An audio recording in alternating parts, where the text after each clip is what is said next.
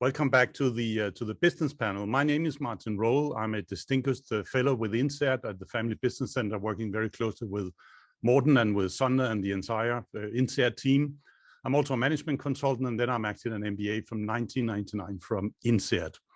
We're going to look at the next gen, and we have a very exciting panel because we're going to talk about how next gens can become catalysts for business transformation, how they can change, create that renewal, but at the same time, with a bit of respect for the legacy as well.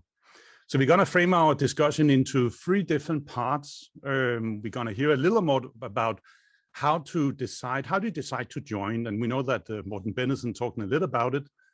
How is it to be involved as next gen? And we'll definitely learn from the front line. And then what does the future hold for next generation?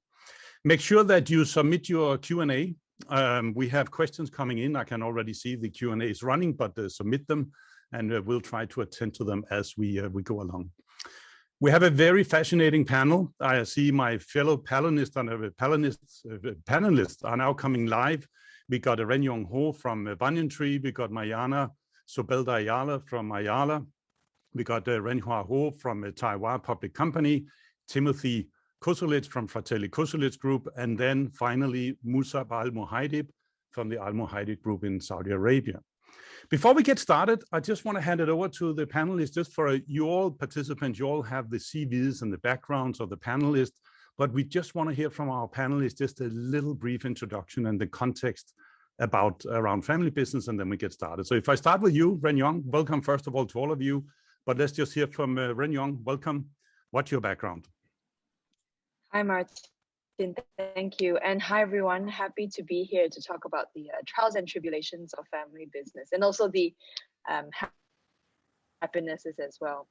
I am second generation in our hospitality business. I'm based out of Singapore. And we're a travel business about 30 years old and across 27 different countries. Personally, I've been in and out of the business over the last 12 years. And I have a lot to share on that journey of joining, leaving, coming back, doing my own thing, and navigating that within our family dynamics. I oversee the brand and digital part of the business, and I'm especially invested in our well-being and sustainability agenda. As a mother of two, I always say anything that you do, you should be able to break it down to a 3-year-old. And so for myself, if I'm explaining it to my son, I would say I make sure that everything that is special about our business continues to thrive and will still be here in 30 years. Aspirationally, I hope that our business is a part of the solution of our generation in terms of climate action and what we need. So looking forward to this panel. Exciting. Ren Yong, welcome to the panel. Let's hear from Mariana. Welcome to the INSEAD panel. Good to have you with us. Hi, everyone. Good afternoon. Thank you so much, firstly, Martin, for the invitation. I'm actually really looking forward to hearing from the other panelists as well. So in my case, I work for Ayala Corporation. So it's a conglomerate based in the Philippines. We have interests in real estate, banking, telco, water distribution, and more recently in energy. We were founded actually in 1834. Some of my more entrepreneurial ancestors sought opportunity in what started out as agribusiness, evolved to distillery, transportation, and later real estate. In my case, I've had 3 roles within the group over the last 8 years or so. I've generally been focused on real estate, where I worked in project development for a number of our residential and office high-rise projects. I later took on a role with Ayala Malls, where we oversee about 1 million square meters in commercial centers. I actually deferred INSEAD for a year as I found myself in the middle of a challenging turnaround project where I helped reset the strategy and direction for our commercial centers, which was at the heels of a lot of obvious change in the consumer space and digital landscape.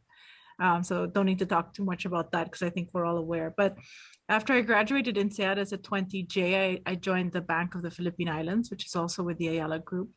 And I've had the pleasure of working in our consumer bank strategy, including the development and management of our online platform. So again, similar kind of transformation theme and turnaround theme that I guess I enjoy or find myself in.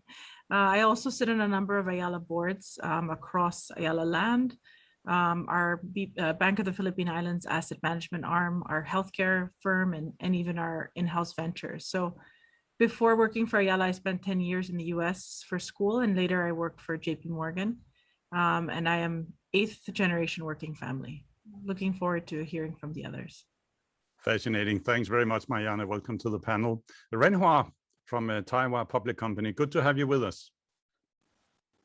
Hi, good afternoon, everyone. Renhua here. From quarantine, I actually just landed in Singapore over a week ago. So me and my good old friend Tim, I think we're one of the few people trying to camp out on this special, Saturday for INSEAD. I'm third generation for a family business in agri-food called Taiwan Public Company. I'm also on the board working with Ren for Banyan Group, which he leads. My journey in the family business started with Banyan in the first phase. So I spent about 5 years with the hospitality business. And 5 years ago, I moved to our agri-food business, which is this year 75 years old, to actually lead the IPO back in 2016.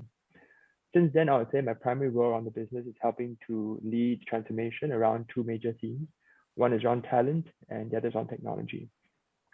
Today, Taiwan, we are present in 5 countries with 15 operations. We primarily do in a range of B2C, B2B food products, starch products, and bioplastics. So a lot of the learnings and reflections I had as a third generation family business is really working closely with professional management to see how we can catalyze change over a longer period of time, not just at the management level, but even at the board level as well. Personally, I'm a father of 2. It's been 11 days in quarantine. I'm getting out of Pretoria in 3 days, and I look forward to seeing sunny, tropical sunshine in Singapore. So great to meet all of you today. Fantastic, Renhua. Welcome to the panel, and I'm sure you kids are looking forward to get out and about. That's going to happen pretty soon. Over to you, Timothy. Good to have you with us. Welcome to the panel. Thank you, Martin, and hi, everyone.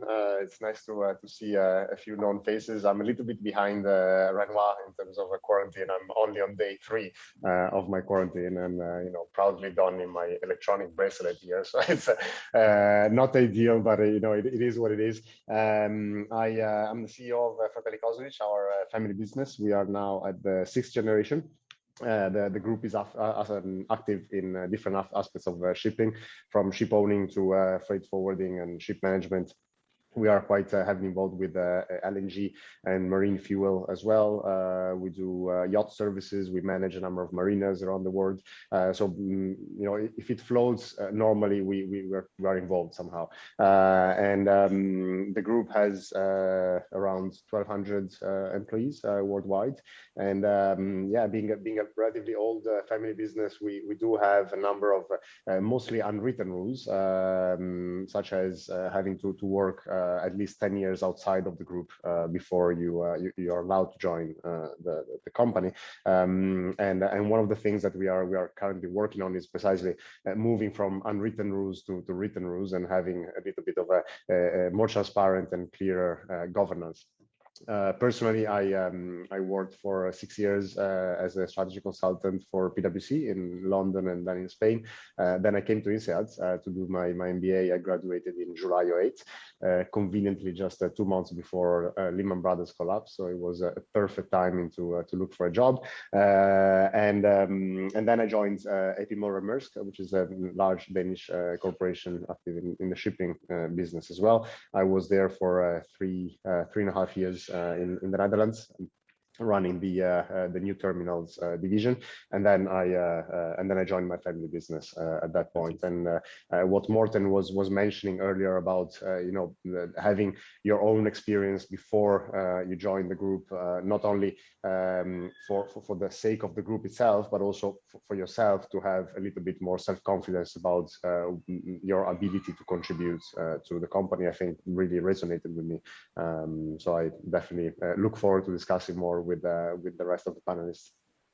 Fantastic, Timothy. Good to have you with us. 164 years. That's very impressive. We'll definitely get back to you. Finally, Musaab, good to have you with us.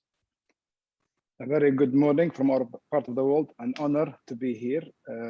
My name is Musaab from Riyadh, Saudi Arabia, 3rd generation, father of 3 lovely girls. Our group is a diversified. Hearing Professor Vikas made me a bit putting down some ideas into different industries, industrial and infrastructure, real estate, financial investments, food and retail. I'm currently focused more in the entertainment and the venture capital space. We've done a few years back a turnaround of the family institutionalization and governance and built up our family policy and stakeholder management. So it was a good experience. And that's a quick, brief overview. It's lovely to be here again. Fantastic, Musaab. Thanks for being with us here on a Saturday. So let's get started here. And we did hear from Morten Bennison about, when should Next Gen join the family firms? And how do you really decide from the Next Gen's perspective to join the firm? Are there any critical factors when that comes to that, the very critical decision somehow? Renyong, you ran a company before. You had something called MAD, and you were very involved in social entrepreneurship. Why did you decide to join Banyan Tree? Thank you, Martin. The question most one would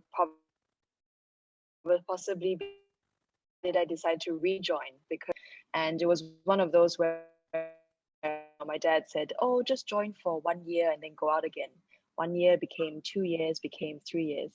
And I had this, like I think Tim talked about, this desire to be outside and understand what I could actually bring to the table, because being in the family business from the get-go can be a very insulated environment where you don't get much feedback.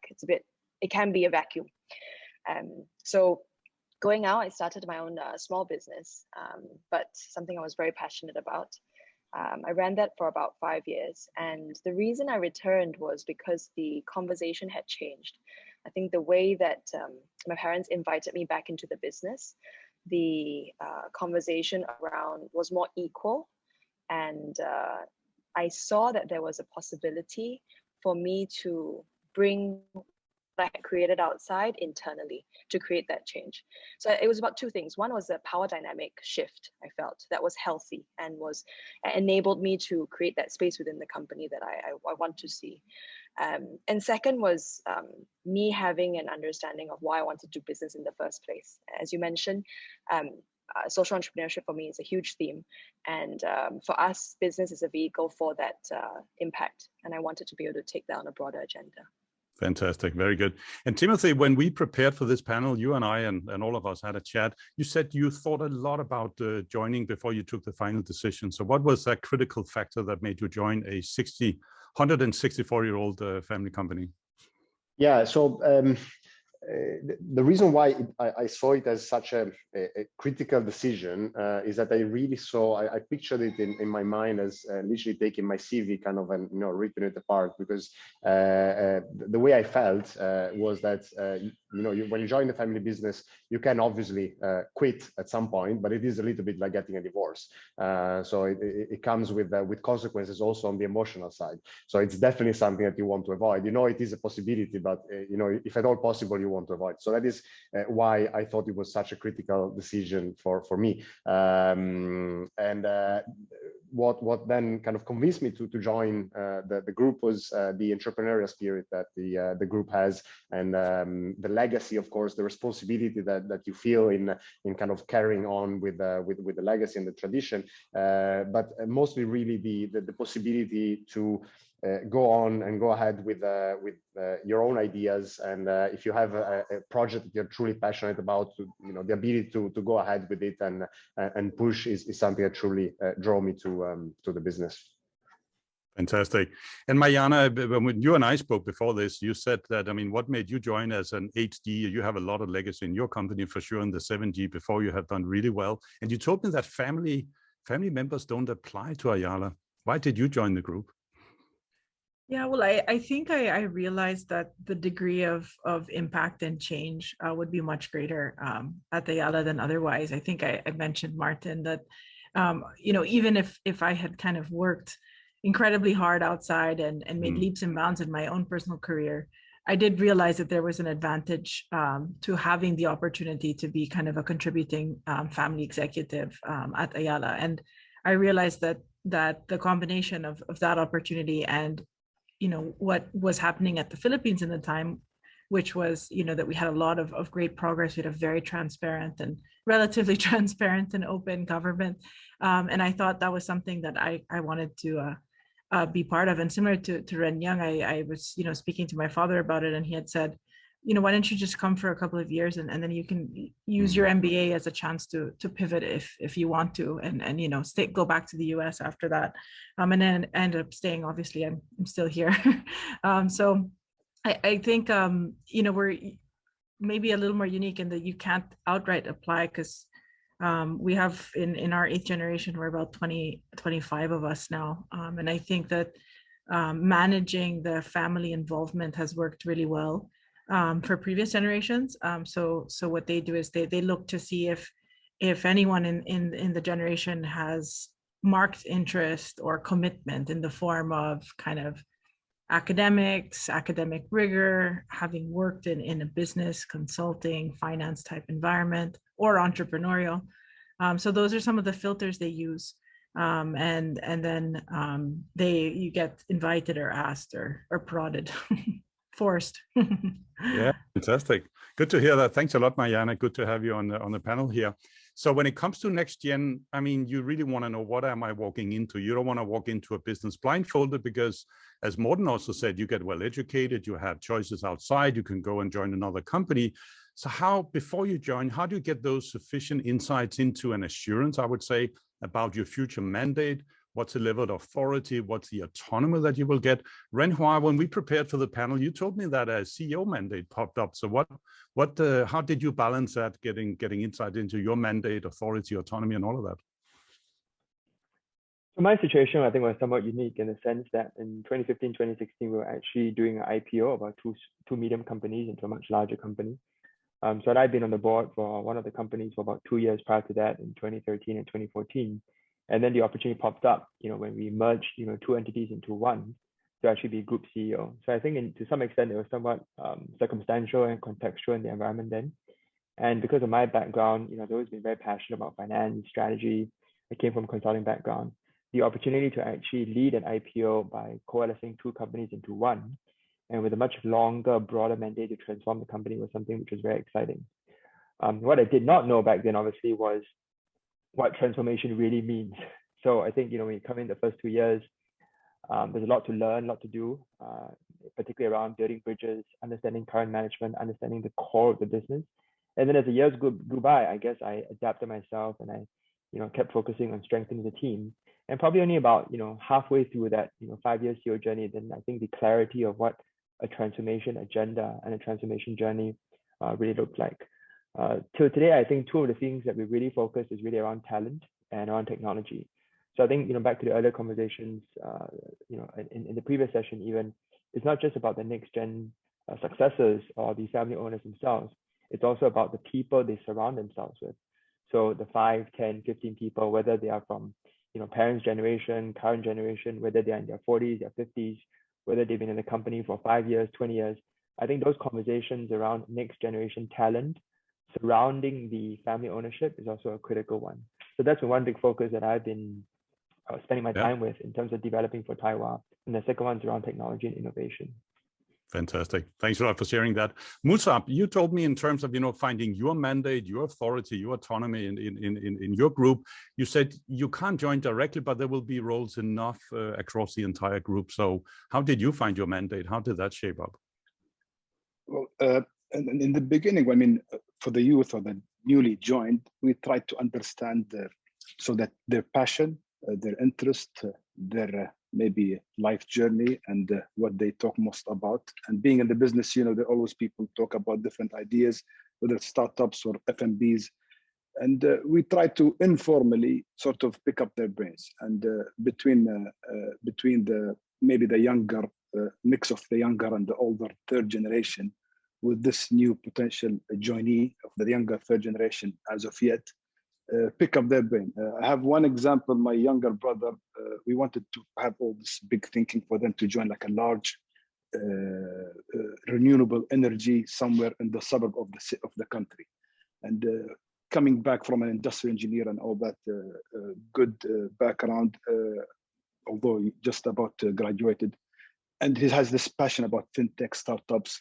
So sort of take them, lead them to the way, try to advise them from different perspective, and really open the channels and sort of enlightening the bridge, so at least it's clear for him which path to venture. Plus, we always encourage the upcoming generation members to have at least 2 to 3 years experience at a multinational or any institution that really coach, mentor, develop youth and empower them in one another, sort of to prevent the class ceiling perception, or at least the professional management from within the subsidiaries of the group, to know that this person comes from good school, from good internship program, or at least few years experience before they join in the company. And even if they join in from the bottom, and they have to walk their way up through the career progression. And mostly managed, directed by non-conflicting family member, not his brother, cousin, father, or mother. Very good. Mariana, you told me in our preparation, no need to force fit, right? So how did you find your mandate, your authority, your autonomy? Because you told me the last generation, your dad's generation, really professionalized Ayala. So how did you shape and form your mandate? Yeah, I think the kind of professionalization, if that's even a word, was out of need, because there were only two of them that really showed a keen interest in working for the business. Others were busy with other things and other passions. So my father and his brother realized that they needed to do what they could to bring in the best team to cover all bases, given the fact that the business is really quite diverse. It's hard to imagine that one gene pool would have all the skills needed to cover kind of growth in the real estate industry and the energy industry at the same time. And so I think, in that the idea of kind of finding outside professional management and leaning on them as specialists has been something that seems to have worked well over the last generation, and something that I think us as the next generation believe strongly in, which, as I mentioned, Martin, is a good thing in the sense that it relieves a little bit of pressure from family to have to play those roles necessarily. But at the same time, it also creates pocket pressure in having to really kind of be able to engage with those professionals and be able to kind of live up to what they can do. So in my case, I look to I was particularly interested in our real estate business, and I spent about 5 years there getting to know it better, and trying to understand if really my skills and interests were aligned in that front. Luckily, I was interested enough to be able to kind of learn what I needed to, but maybe in a more specialized business, such as manufacturing or tech manufacturing, it might have been a little harder. Fantastic, thanks a lot. And to all the delegates, all the participants today, make sure you keep the Q&A going. We have some wonderful questions coming in. We'll get to them in a second. Fantastic, keep that going, keep the vibrance coming in here. When it comes to renewal, which I think we also heard that from the previous lectures, renewal is a very important part of being successful over generations. So one of the key roles of the next gen is really to bring change and innovation to be part of that renewal. But how do you balance the renewal and innovation versus that legacy and heritage that actually built the company in the first place? Ren-Yong, we discussed a bit about revolution and the evolution mindset. How do you balance that? How do you balance change and innovation and the kind of the zest for new stuff, but also respecting the past and what actually built the company? Wow. Okay, so I left the company the first time because I didn't have a mindset or the understanding, or maybe the skills for how to introduce that change. I was very head-on, I think, impatience and frustration that I had, and which is why I left the first time. Don't get me wrong, I think this time around there's still definitely that frustration for many reasons that I'm sure all of us feel, because when Juan said transformation is a much harder thing than the single word suggests. But what has worked for us is to understand the culture of what success means in a company and to insulate innovation. So, in an ideal world, innovation is a, fail fast, learn, experiment, etc. kind of culture. Depending on where the company is, every company is kind of set up to defend the status quo most of the time. It's a bureaucracy for that. So introducing an innovation aspect requires insulating it, creating a dedicated team for that, and also knowing when to communicate what is successful at what point to which people. and having it sit separate from the management structure, but have endorsement at the right times so that it breathes oxygen into it and doesn't just entirely sit on its own like a complete satellite. That's the most I can say in terms of an analogy for that. But I think the people that are involved in that often struggle, and it requires a very specific mindset. This is entrepreneurship, right? And a lot of the people sometimes that I've brought in from the outside, when they're not able to have one foot on the outside and one foot on the inside, they get frustrated and leave. So the type of profile of person required is someone who gets excited and passionate about making change in the internal part, but also can have that external view to the outside world and say, hey, we need to bring this in. They are bridge makers in that sense. And that takes a very special tension that they can hold. Fantastic. And Timothy, how do you bring renewal to a 164-year-old family conglomerate? Yeah, so my answer would be somewhere along the lines of what Renyong just said. I think it is very important, first of all, for someone who wants to bring change, to first understand why things work in a certain way. Because I remember at the beginning, particularly the first 2 years after joining the group, I did have this kind of push to try and change everything, because, you know, when I was at PwC, we used to do this, and when I was at Maersk, we used to do that. But I wasn't really taking the time to understand why certain things were working a certain way. And more often than not, there is a reason why there are certain procedures, certain structures, and so on. At the same time, I think it is very important to push over and over for people to avoid getting into the narrative of, well, we've always we've always done it this way, so why should we change it, because it always worked, and you know, we've been doing this for the last 164 years, so why should we change it now? And that is, I think, it's a very dangerous mindset. Unfortunately, it is a mindset that is quite common in old family businesses, at least in mine. So that's something that I try to fight all the time. And I think it is also, and again, this is something that Renyong somehow hinted to, it's important to create some success stories. So then once you've demonstrated that something new works in a kind of in a small scale, then you can roll that out throughout the entire group. And so that, you know, you try and pick the whether it's the team, the department, the business unit, where you think you have a higher chance of success at introducing a certain change. And then once that works, then you can roll it out also to the more skeptical ones. Fantastic.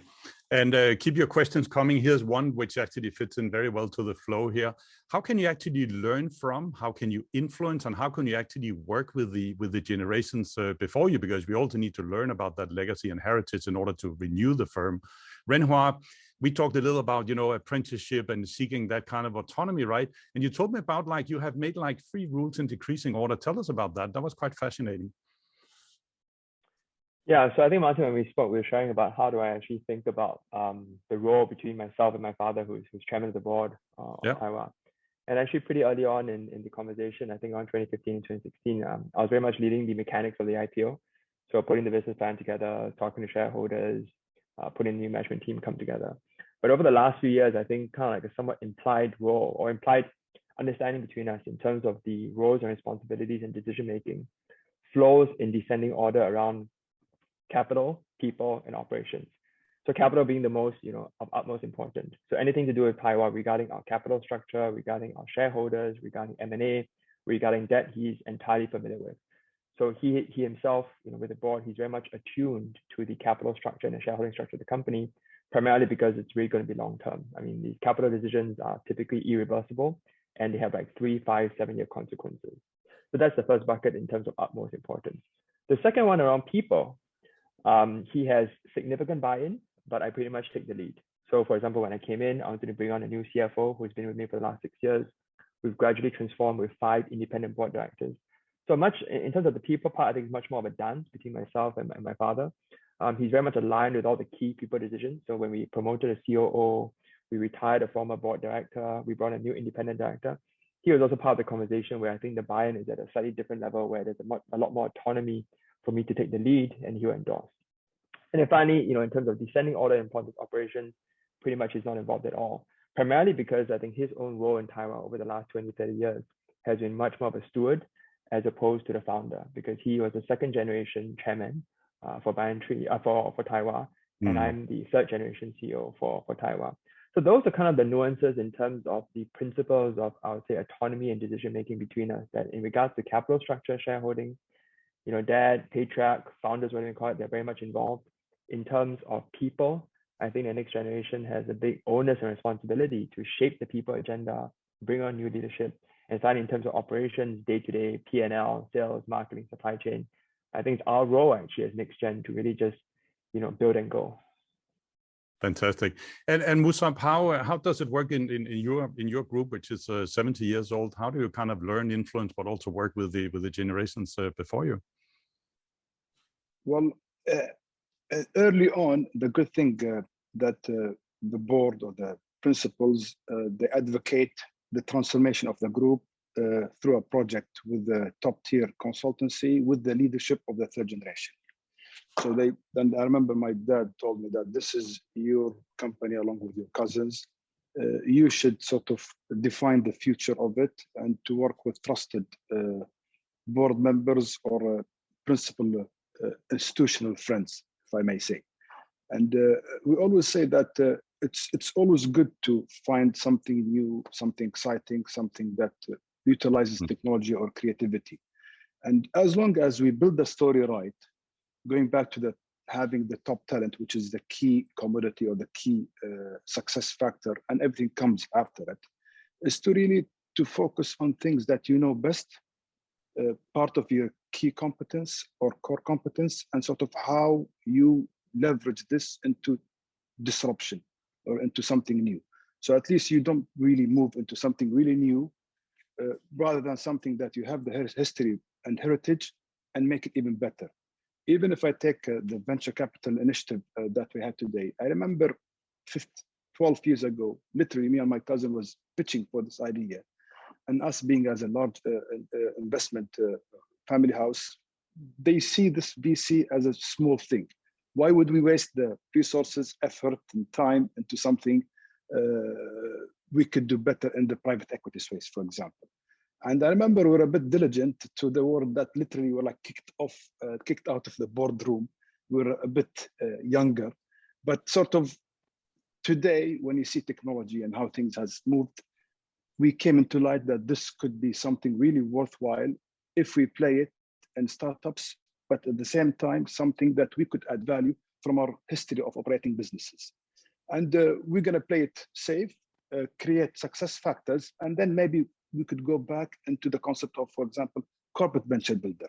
So at least these large institutions could really benefit from this shift and this pivot in the technology and online e-commerce, especially after what post-COVID has brought and accelerated this space. Fantastic. I want to ask you, there's another question. It actually comes in several shapes and formats. Here's from one of our participants from the fifth generation. She asked, how does the future look for future female family leaders? I want to ask maybe a brief comment from Renyong and from Mariana. How do you see it? What's the future for female family business leaders? Mariana, you want to take that one first? 8 generations. It's such a big question.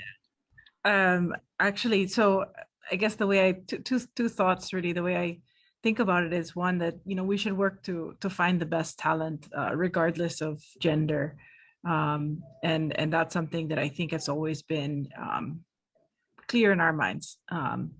But I think that's also because we've been able to kind of work in an environment where that has never been an issue. So I do recognize the advantage of that. I think now the company actually, so despite my saying that, the company board actually does not hold any women at the holding company board. And that's something that we've gotten dinged on by various ESG and other even shareholder, other analysts. So it's something that's become a little bit more deliberate, and something that we'll need to work towards. Fantastic. Renyong, what's your view on female leadership in family firms? Well, the founders of our company are my parents. So my mom plays a big part of it, even though my dad is the CEO chairman. On our board, we have one female executive, but in terms of overall female leadership. If you look at, let's say, our ExCo senior management and general managers on the ground, I'd say it's really a minority. I do think definitely a meritocracy in terms of may the best person win, but I'm definitely recognizing that there are many conscious and unconscious structures that perpetuate, that disadvantage female leadership. And I'm only just waking up to that now. I had the privilege of growing up with two brothers and being treated like, you know, just a person as opposed to a woman, or being defined by my gender. But I think there's a lot that we do need to do.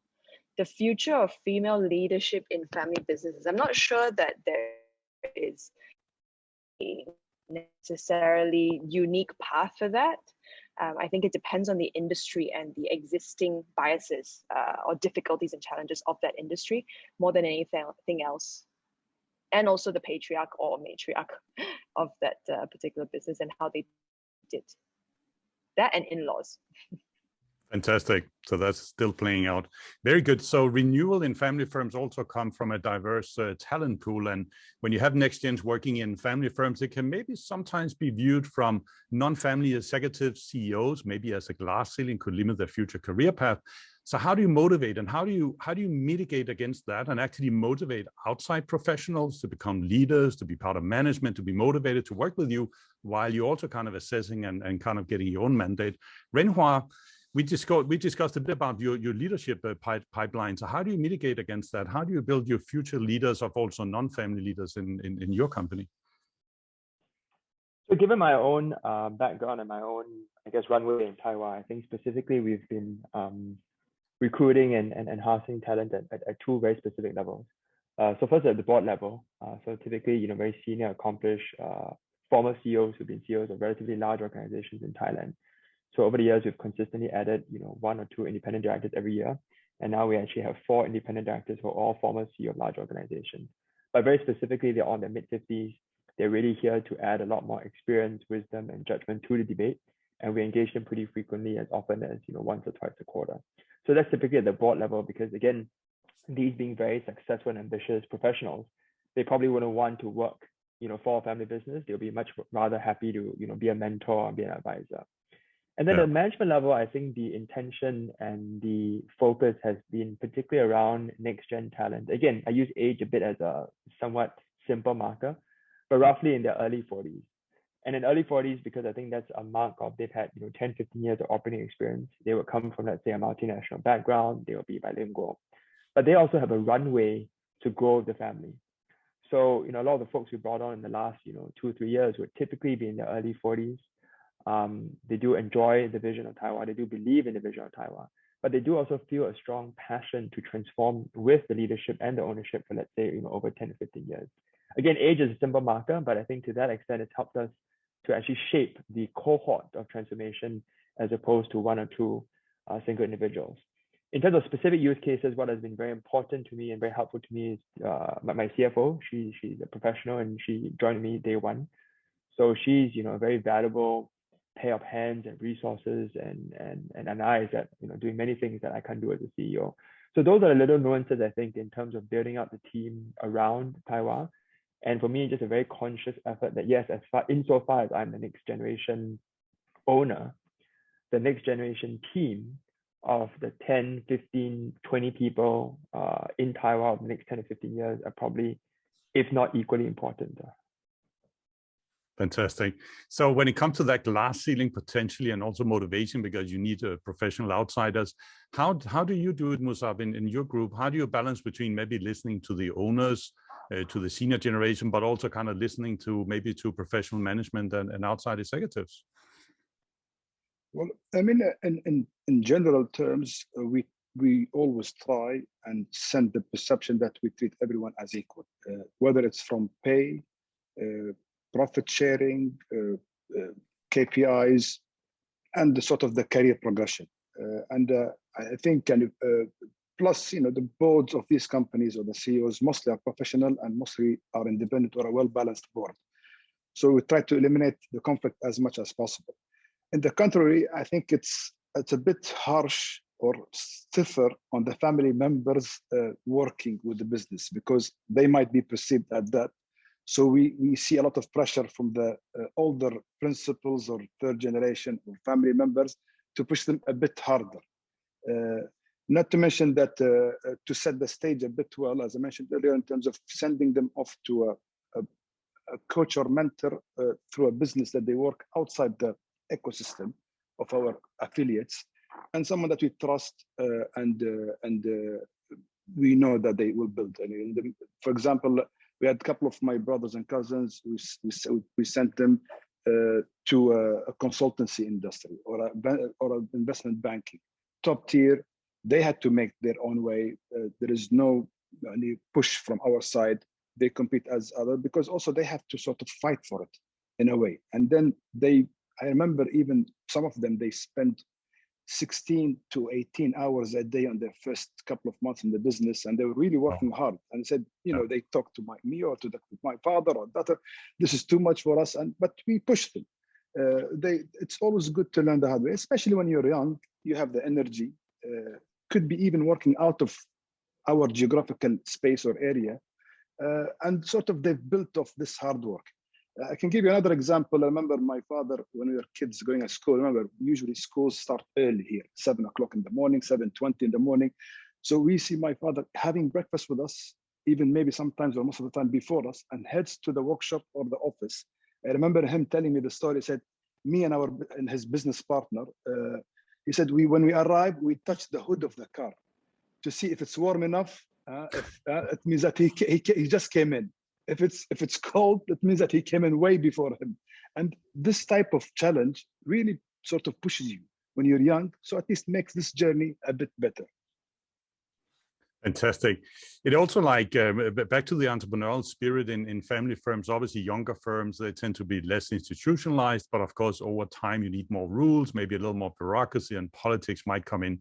How do you make sure that the organization doesn't get stifled? Timothy, you said that you might want to get a little more kind of written rules, but you still have 164 years kind of behind you in the company. So how do you make sure you don't get stifled here? How do you keep up that kind of entrepreneurship and keep the forward flame going?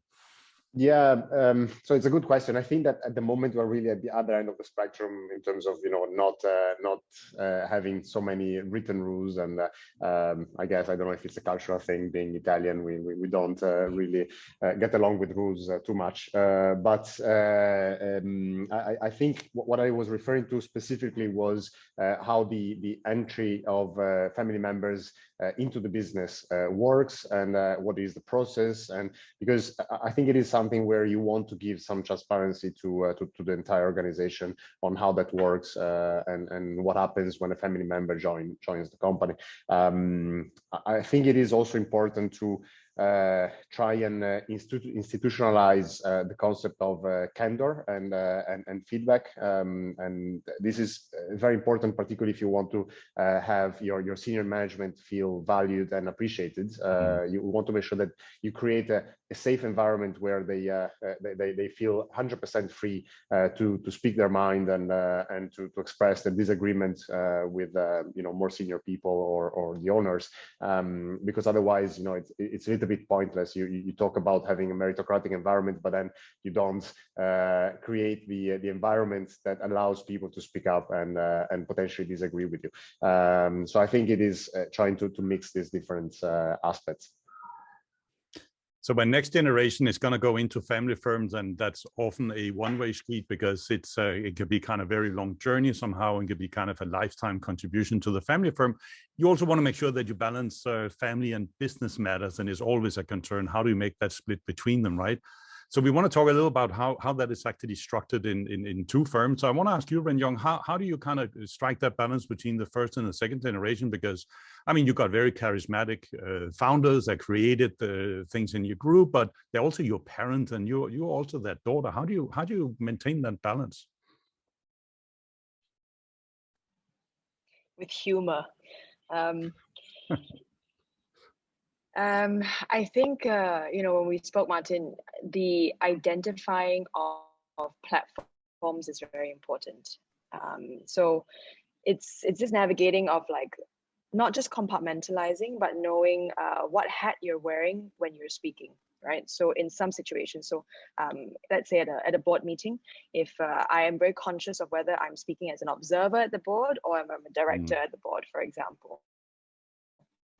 If it's at a senior meeting, then I'm speaking with my professional hat and my title on versus something else, right? And if it's a family council meeting, then that's as an owner and a next gen participant versus something else. And then if it's a family session, then I know I'm a daughter or a sister, and that's my father or mother. And I think one of the things or the journeys of working in the family business is that all your stuff just gets mixed up along the journey, and it takes skill and learning and experience to be able to pass that out, right? When am I feeling this because of that? What is triggering here because of that? What is the actual issue behind the issue that we are talking about here?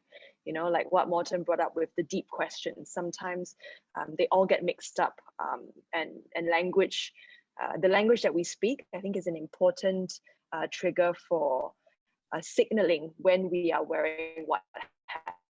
So sometimes, I don't call my dad in a management meeting, for example. I refer to him as either our chairman or something, because that will shape the culture and the conversation in that room. And Fantastic. that's I think one of the healthiest ways we're able to do it. Yeah, and very important for the long term, for sure. Mariana, you have in your group, large group, you have a family council, and there is a role here between family involvement and interference. How do you balance family and business in your firm? Yeah, so I think Ren Young put it very well, but we really try and delineate and keep those lines very, very clear. So again, the family council is really the space where anyone as a shareholder is welcome to voice their opinion. And say what they feel and provide views on the strategy, even on specific, more tactical aspects, everything from the way we communicate to where the capital allocation. But those opinions are then filtered before they're brought to kind of management or a board level. So I think it's important that the shareholders feel, an openness and an ability to voice what they think, but that it doesn't interfere with, the decisions that the professional team is making with family management. And I think that's been really helpful in keeping the professional team encouraged and accountable, because they're empowered to make those decisions. And we trust that, with their experience, they're really in the best space to make those decisions. And family members, and shareholders may have opinions, but might not have the same experience to be able to, and the same context to make those decisions. So I think keeping those lines clear has been really, really helpful. So as we are wrapping up here, we have another 5 minutes to go. We just want to look a little into the kind of the future crystal ball, because is it true that maybe in the past generation, we didn't question much to the parents, to uncle, to the senior generation, whether you would come back or not? I mean, are the current global next generations different in their views, in their aspirations, their needs, their demands compared to the previous generations? Are there fundamental differences? Timothy, how do you see it? The next gen that we are dealing with at a broader level globally, how do you see it? Are they fundamentally different to the past? I think they are different. They look for different things. I think they look for a different type of engagement. They don't take things for granted. They are also a little bit more demanding in terms of the role of the company in the society. And I think these are all good things. If I have to look at some more challenging aspects of newer generations, is sometimes you do see a little bit more of a sense of entitlement, and also you see less patience. So with newer generations, it's not uncommon to have someone who has spent 1 year in one role and considers himself or herself an expert at that. So I think these are some of the challenges that we see with the newer generations, not necessarily only in our family, but in general within the group. Ren Yong, how do you see it? The next generations, are they more vocal? Are they more demanding, or what are they? I became a lot less vocal over time because I learned when to be vocal. But I think that our generation is definitely quite massively different in the sense that, you know, technology has played a huge role in our level of connectedness in the last 20 years, right? And I know that every generation feels that their generation, things are getting worse and it's different.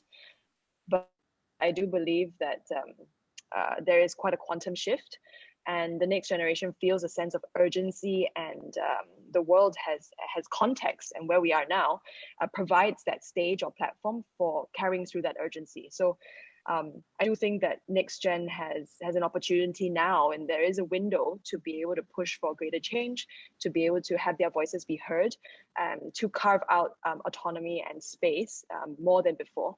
And the purpose agenda and people agenda is huge, right? Companies need to thrive on that, and the nature of work is changing. So definitely, I think there's a quantum shift. Yeah. So getting through that kind of very successful transformation to the next generation, as we know, it does raise complex and often very emotionally charged problems. So what would be some of your key advices for other families going through this, Mariana? I think just be true to kind of your reason for being. As Ren Young mentioned again, I feel like I continue quoting and referring to her, the two women on the panel. But I think that kind of purpose agenda is something that's really helped us in this new environment, because Ayala's, I think, been known and been quite sincere about the want to drive kind of progress in the Philippines, and that has been really helpful for us in kind of attracting talent in this new generation, knowing that for them, feeling that they're part of kind of a larger change making opportunity. So I think having that clarity of your reason for being will take you forward in any context. Good. And Musaab, from your viewpoint out of the Middle East, I mean, what are some pieces of advice for other families going through transition and handing over to the next generation? I mean, it's all about a key and fair process. If you think about it, why do we have 2 ears and 1 mouth? Maybe we should listen twice as much as we speak. No doubt, the younger generation, they're more of a global citizen. They're rich in data and information. And sometimes if I put myself in the middle between the older and the younger, I drive my energy from the younger and upcoming members, whether it's family members or just top talent, because really you could learn a lot from them, and sort of you could connect the past and the future, because it's all part of the journey. The patriarchs, they have their wisdom, their history, their understanding, their key lessons learned. We always tell the up and coming talent that, see, we've hit a lot of bumps along the way. We've took a lot of punches along the way. So at least we share these experiences. So at least you can mitigate. It's good to take few of them. So at least you can learn, but not maybe twice from the same mistake. And there's always a two-way street. So it's as long as you give as much as you take, and you give the other person the opportunity to share and deliver their story and their aspiration, and then sort of you can bounce it back. I mean, you're in good shape. And the last thing is always try to voice out. I mean, that's what the courageous conversation, it's an art. If you plan it, if you pinpoint the topics, make it clear to the point, minimize the friction, and have that one-on-one and a nice setting, a nice atmosphere, you know, maybe on a weekend, or at least not after a big busy day, you could sort of reach the outcome and build on it.